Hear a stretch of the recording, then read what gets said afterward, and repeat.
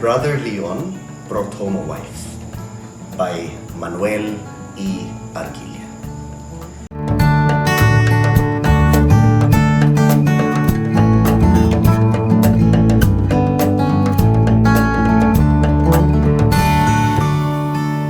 She stepped down from the carreta of Casilin with a quick, delicate grace. She was lovely. She was tall.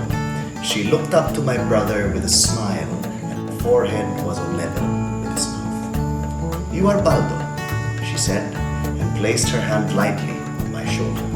Her nails were long, but they were not painted. She was fragrant, like the morning when papayas are in bloom, and a small dimple appeared momently on her high cheek. "And this is Labang, of whom I have heard so much." She held the wrist of one hand with the other and looked at Labang, and Labang never stopped chewing his cud. He swallowed and brought up to his mouth more cud, and the sound of his insides was like a drum. I laid a hand on Labang's massive neck and said to her, "You may scratch his forehead now." She hesitated, and I saw that her eyes were on the long, curving horns. But she came and touched Labang's forehead with her long fingers, and Labang never stopped chewing his cud, except that his big eyes half closed. By and by, she was scratching his forehead very daintily. My brother Leon put down the two trunks on the grassy side of the road. He paid Casilin twice the usual fare from the station to the edge of Nagrepcan. Then he was standing beside us, and she turned to him eagerly. I watched Casilin where he stood in front of his horse, and he ran his fingers through its forelock and could not keep his eyes away from her. "Maria," my brother Leon said. He did not say Maring, he did not say Mayang. I knew that he had always called her Maria, and that to us all she would be Maria. And in my mind, I said Maria, and it was a beautiful name. "Yes, Noel. Now where did she get that name?" I pondered the matter quietly to myself, thinking father might not like it. But it was only the name of my brother Leon said backward, and it sounded much better that way. "There is Nagrepca, Maria," my brother Leon said, gesturing widely towards the west. She moved close to him and slipped her arm through his, and after a while, she said quietly, "You love Nagrepca, don't you, Noel?" Casilin drove away, he eyeing to his horse loudly. At the bend of the Camino Real, where the big duhat tree grew, he rattled the handle of his braided rattan whip against the spokes of the wheel. We stood alone on the roadside. The sun was in our eyes, for it was dipping into the bright sea. The sky was wide and deep and very blue above us, but along the sawtooth rim of the Catayaghan Hills to the southwest flamed huge masses of clouds. Before us swam in a golden haze, through which floated big purple and red and yellow bubbles when I looked at the sinking sun. Labang's white coat, which I had washed and brushed that morning with coconut husk, glistened like beating cotton under the lamplight, and his horns appeared tipped with fire. He faced the sun, and from his mouth came a call so loud and vibrant that the earth seemed to tremble underfoot. And far away in the middle of the field, a cow lowed softly in answer. "Hitch him to the cart, Baldo," my brother Leon said, laughing, and she laughed with him in a big, uncertainly, and I saw that he had put his arm under her shoulders. Why does he make that sound?" she asked. "I have never heard the like of it." "There is not another like it," my brother Leon said. "I have yet to hear another bull call like Labang. In all the world, there is no bull like him." She was smiling at him, and I stopped in the act of tying the cinta across Labang's neck to the opposite end of the yoke, because her teeth were very white. Her eyes were so full of laughter, and there was a small dimple high up on her right cheek. If you continue to talk about him like that, either I shall fall in love with him or become greatly jealous. My brother Leon laughed, and she laughed, and they looked at each other, and it seemed to me there was a world of laughter between them and in them. I climbed into the cart over the wheel, and Laban would have bolted, for he was always like that. But I kept a firm hold on his rope. He was restless and would not stand still, so that my brother Leon had to say Laban several times. When he was quiet again, my brother Leon lifted the trunks into the cart, placing the smaller on the top. She looked down once at her high-heeled shoes. Then she gave her left hand to my brother Leon, placed a foot on the hub of the wheel, and in one breath she had swung up into the cart. Oh,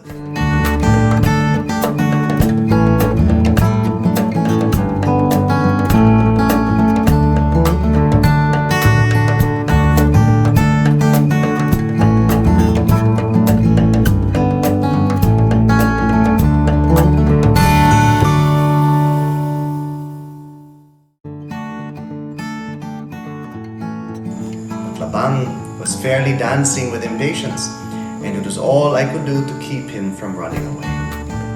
"Give me the rope, Baldo," my brother Leon said. "Maria, sit down on the hay and hold on to anything." Then he put the foot on the left shaft. At that instant, Laban leaped forward. My brother Leon laughed as he drew himself up to the top side of the cart and made the slack of his rope hiss above the back of Laban. The wind whistled against my cheeks, and the rattling of the wheels on the pebbly road echoed in my ears. She sat up straight, bottom of the cart, legs bent together to one side, her skirts spread over them so that only the toes and heels of her shoes were visible. Her eyes were on my brother Leon's back. I saw the wind on her hair. When Laban slowed down, my brother handed me the rope. I knelt on the straw inside the cart and pulled on the rope until Laban was merely shuffling along. Then I made him turn around. "What is it you have forgotten now, Baldo?" my brother Leon asked. I did not say anything, but tickled with my fingers the rump of Laban. And away we went, back to where I had unhitched and waited for him. The sun had sunk, and down from the wooded sides of the Katayagan Hills, shadows were stealing into the fields. High up overhead, the sky burned with many slow fires. When I sent Laban down the deep cut that would take us to the dry bed of the Waig, which would be used as a path to our place during the dry season, my brother Leon laid a hand on my shoulder and said sternly, "Who told you to drive through the fields tonight?" His hand was heavy on my shoulder, but I did not look at him or utter a word until we were on the rocky bottom of the Waig. "Baldo, you fool, answer me before I lay the rope of Laban on you. Why do you follow the Waig instead of the Camino Real?" His fingers bit into my shoulder. "Father, he told me to follow the Waig tonight, Manong." Swiftly his hand fell away from my shoulder, and he reached for the rope of Laban. Then my brother Leon laughed, and he sat back, and laughing still, he said, "And I suppose Father also told you to hitch Laban to the cart and meet us with him instead of Castano and the Calesa." Without waiting for me to answer, he turned to her and said, "Maria, why do you think Father should do that now?" He laughed and added, "Have you ever seen so many stars before?" I looked back, and they were sitting side by side, leaning against the trunks, hands clasped across knees. Seemingly but a man's height above the tops of the steep banks of the Waig hung the stars. But in the deep gorge, the shadows had fallen heavily, and even the white of Laban's coat was merely a dim grayish blur. Crickets chirped from their homes in the cracks in the banks. The thick, unpleasant smell of dangla bushes and the cooling, sun-heated earth mingled with a clean, sharp scent of arise roots exposed to the night air and of the hay inside the cart. "Look, Noel, yonder is our star." Deep surprise and gladness were in her voice. Very low in the west, almost touching the ragged edge of the band, was the star, the biggest and brightest in the sky. I've been looking at it, my brother Leon said. Do you remember?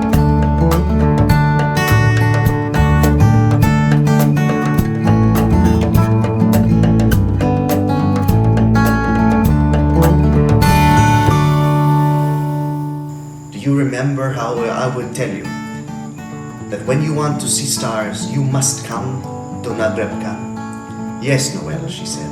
Look at it, she murmured, half to herself. It is so many times bigger and brighter than it was at Ermita Beach. The air here is clean, free of dust and smoke. So it is, Noel, she said, drawing a long breath. Making fun of me, Maria? She laughed. Then they laughed together, and she took my brother's Leon's hand and put it against her face. I stopped Labang, climbed down, and lighted the lantern that hung from the cart between the wheels. Good boy, Baldo, my brother Leon said, as I climbed back into the cart and my heart sank. Now the shadows took flight and did not crowd so near. Clumps of andadasi and arrayas flashed into view and quickly disappeared as we passed by. Ahead, the elongated shadow of Labang bobbled up and down and swayed drunkenly from side to side, for the lantern rocked jerkily with the cart. Have we far to go yet, Noel? She asked. Ask Baldo, my brother Leon said. We have been neglecting you. I'm asking you, Baldo, she said. Without looking back, I answered, picking my words slowly. Soon we will get out of the wig and pass into the fields. After the fields is home. Manong. So near already. I did not say anything more because I did not know what to make of the tone of her voice as she said her last words. All the laughter seemed to have gone out of her. I waited for my brother Leon to say something, but he was not saying anything. Suddenly, he broke out into song, and the song was Skies Sown with Stars, the same that he and Father sang when we cut hay in the fields at night before he went away to study. He must have taught her the song because she joined him, and her voice flowed into his like a gentle stream meeting a strong river. And each time the wheels encountered a big rock, her voice would catch in her throat, but my brother Leon would sing on until, laughing softly, she would join him again. Then we were climbing out into the fields, and through the spokes of the wheels, in the light of the lantern, smocked the shadows. Labang quickened his steps. The jolting became far more frequent and painful as we crossed low dikes. But it is so very wide here, she said. The light of the stars broke and scattered the darkness so that one could see far on every side, though indistinctly. You miss the houses and the cars, and the people and the noise, don't you? My brother Leon stopped singing. Yes, but in a different way. I am glad they are not here. With difficulty, I turned Labang to the left, for he wanted to go straight on. He was breathing hard, but I knew he was more thirsty than tired. In a little while, we drove up the grassy side onto the Camino Real. You see, my brother Leon was explaining, the Camino Real curves around the foot of the Catayadhan Hills and passes by our house. We drove through the fields because, but alas, be asking Father as soon as we get home. Noel, she said. Yes, Maria. I am afraid he may not like me. Does that worry you still, Maria? My brother Leon asked. From the way you talk, he might be an ogre, for all the world. Except when his leg that was wounded in the revolution is troubling him. Father is the mildest tempered, gentlest man I know. We came to the house of Lakay Julian, and I spoke to Labang loudly, but Muning did not come to the window. So I surmised she must be eating with the rest of the family. And I thought of the food being made ready at home, and my mouth watered. We met the twins, Urong and Celine, and I said, "Hoy!" calling them by name. And they shouted back and asked if my brother Leon and his wife were with brother Leon shouted to them and then told me to make Labang run. Their answers were lost in the noise of the wheels. I stopped Labang on the road before our house and would have gotten down, but my brother Leon took the rope and told me to stay in the cart. He turned Labang into the open gate and we dashed into our yard. I thought we would crash into the kamachile tree, but my brother Leon reined in Labang in time. There was a light downstairs in the kitchen, and Mother stood in the doorway, and I could see her smiling shyly. My brother Leon was helping Maria over the wheel. The first words that fell from his lips after he had kissed Mother's hand were, "Father, where is he?" "He is in his room upstairs," Mother said, her face becoming serious. "His leg is bothering him again." I did not hear anything more because I had to go back to the cart to unhitch Labang. But I hardly tied him under the barn when I heard Father calling me. I met my brother Leon going up to bring the trunks.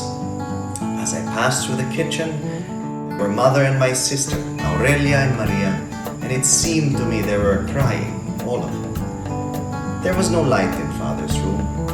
There was no movement. He sat in the big armchair by the western window, and a star shone directly through it. He was smoking, but he removed the roll of tobacco from his mouth when he saw me. He laid it carefully on the windowsill before speaking. "Did you meet anybody on the way?" he asked. "No, Father," I said. "Nobody passes through the wake at night." He reached for his roll of tobacco and hitched himself up on the chair. "She is very beautiful, Father." "Was she afraid of Labang?" My father had not raised his voice, but the room seemed to resound with it. And again, I saw her eyes on the long, curving horns and the arm of my brother Leon around her shoulders. "No, Father, she was not afraid." On the way, she looked at the stars, Father, and Manong Leon sang. What did he sing? "Skies sown with stars." She sang with him. He was silent again, and I could hear the low voices of Mother and my sister Aurelia downstairs. There was also the voice of my brother Leon, and I thought that Father's voice must have been like it when Father was young. He had laid the roll of tobacco on the windowsill once more. I watched the smoke waver faintly upward from the lighted end and vanish slowly into the night outside. The door opened and my brother Leon